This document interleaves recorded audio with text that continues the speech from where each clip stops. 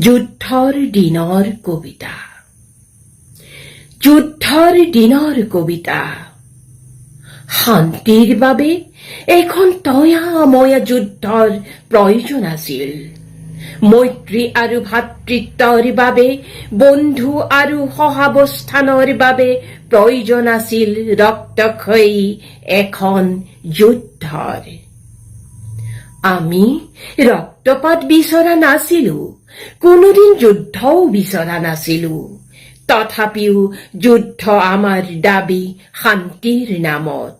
যিখন দেশে নিজৰ সন্তান হেৰুৱালে সেই দেশৰ নামত, যি মাতৃয়ে নিজৰ পুত্ৰ হেৰুৱালে সেই মাতৃৰ নামত, যি নাৰীয়ে শিৰৰ সেন্দুৰ হেৰুৱালে সেই নাৰীৰ নামত প্ৰয়োজন আছিল এখন তয়া-ময়া যুদ্ধৰ। মই এখন দেশ বিচাৰিছিলো, যি মাথোন সেই এখন দেশ নহয়, মানৱতা আৰু মোৰ সপোনৰ উপত্যকা। য'ত তেওঁলোকে গ্ৰেনেড নিক্ষেপ কৰিছিল, য'ত সূৰ্যৰ পোহৰতে হত্যা কৰা হৈছিল মোৰ ভাতৃক, মই দুঃস্বপ্নত চিঞৰি উঠিছিলো শতবাৰ।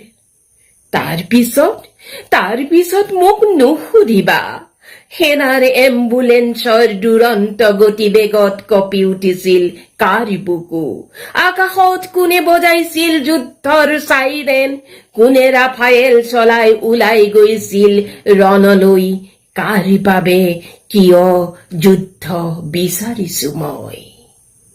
মাথো তেওঁলোকক কৈ দিয়া, কালাচনিকভৰ প্ৰশিক্ষণ দিয়া মাদ্ৰাছাবোৰ বন্ধ কৰি দিয়া হওক, নিষ্ক্ৰিয় কৰি দিয়া হওক সমস্ত এক্সক্লুচিভ এমিউনিচন।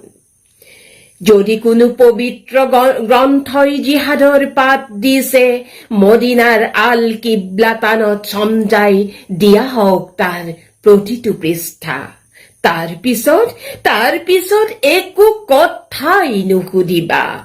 টেলিভিছনৰ সন্ধিয়াৰ বাতৰিত হেডলাইন হ'ব, কাইলৈ ভাল দিন আহিব।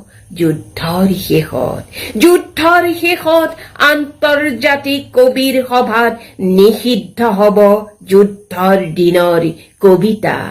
দেশে দেশে উদ্দিন হ'ব শান্তিৰ নিচান, প্ৰেম আৰু মানৱতাৰ দোহাই।